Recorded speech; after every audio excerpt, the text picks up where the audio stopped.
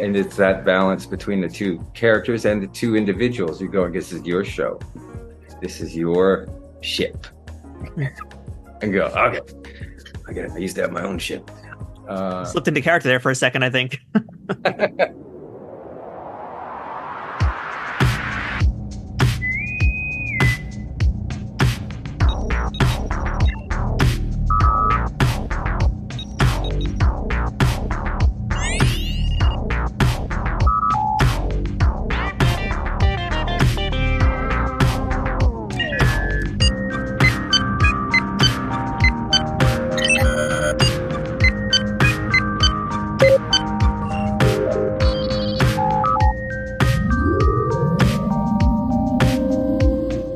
You've seen him in Battlestar Galactica, The Umbrella Academy, and The Man in the High Castle, and now you can watch him on the bridge of USS Discovery as Commander Rayner.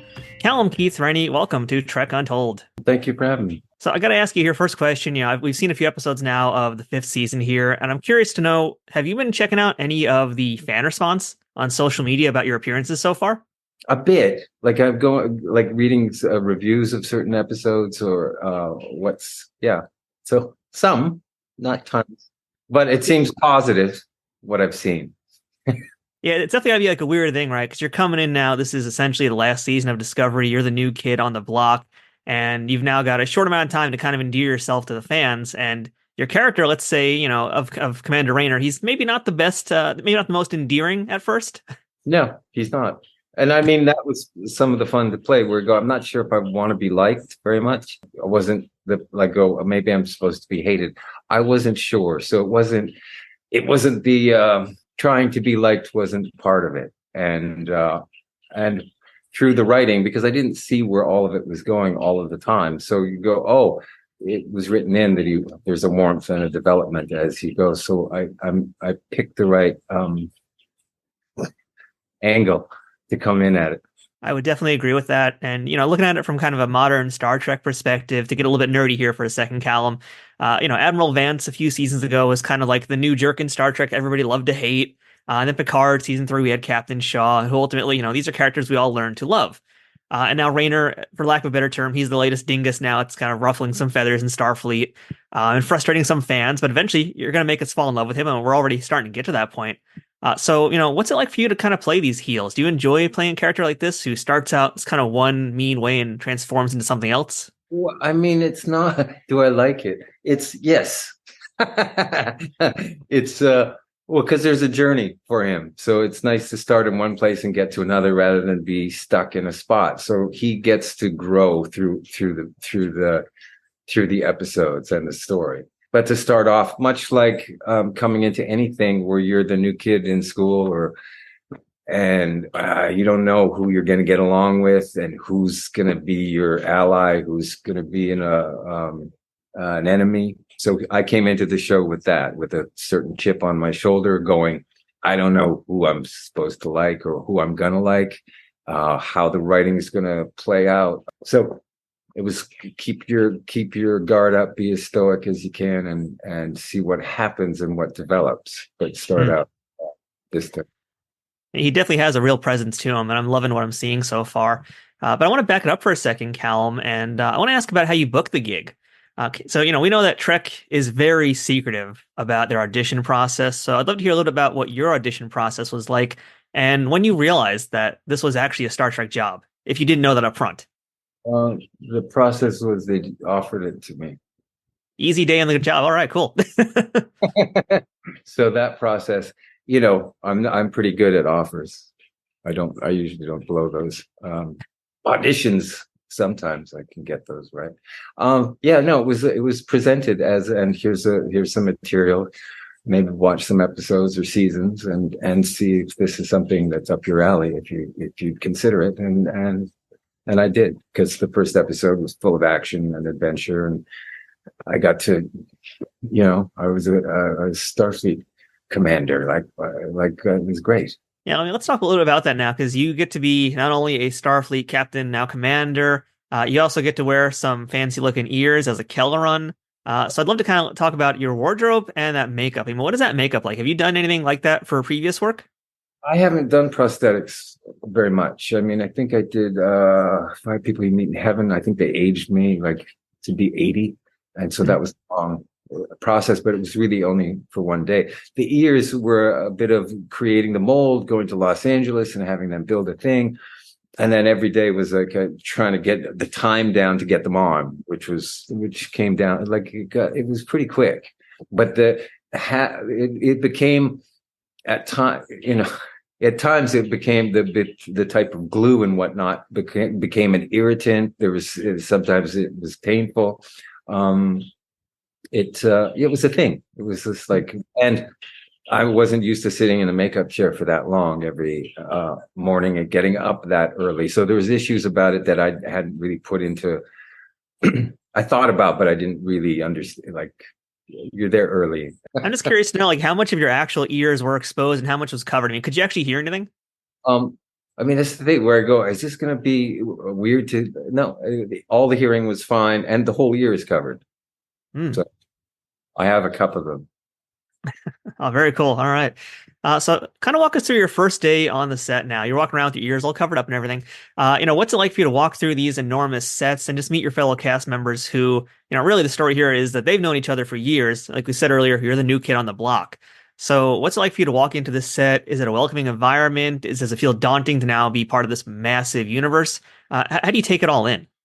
Well, because there's the part where you dissociate from reality and go, I don't, because I don't know any, it's odd because I mean, I was intimidated to put on the uniform. There was parts of it that worked for me and parts that didn't. There was getting toured around the bridge and the stuff, also intimidating because it just was. And you're coming into something that's established and it's been going for 4 years. And it's just like, try not to mess it up too bad. There's all that stuff, just the neurotic actor stuff that you do. You go, how do I fit this? How will I fit this world? All of it. It just it's the part of the process and go, and some of that you go, what can I use and what can I lose to in participation with Rayner, where you're meeting people and going, how does this character get introduced? How do you fit? How do you not fit? How does the uniform work?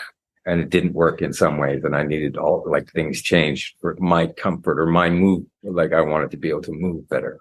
So there's just things as you go, you're just picking up and going. Yeah, but it was tough. I can't. Easy entrance. Now, we started to kind of talk about this a few moments ago, and I want to dig a little bit deeper here about who the character of Rayner is.